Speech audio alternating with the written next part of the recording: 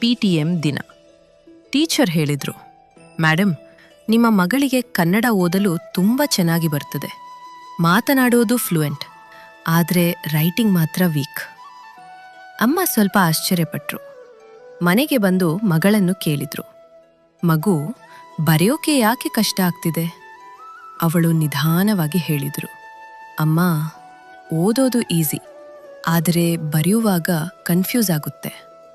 ಅಮ್ಮ ಶಾಂತವಾಗಿ ಹೇಳಿದ್ರು, ಸರಿ, ನಾವು ನಿಧಾನವಾಗಿ ಪ್ರಾಕ್ಟೀಸ್ ಮಾಡೋಣ.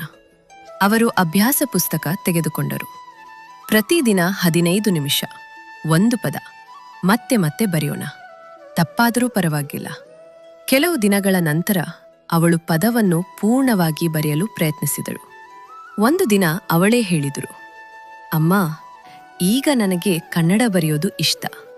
ನೆಕ್ಸ್ಟ್ PTM ದಿನ ಟೀಚರ್ ನಗುತ್ತಾ ಹೇಳಿದ್ರು, ಗ್ರೇಟ್ ಇಂಪ್ರೂವ್ಮೆಂಟ್ ಮ್ಯಾಮ್.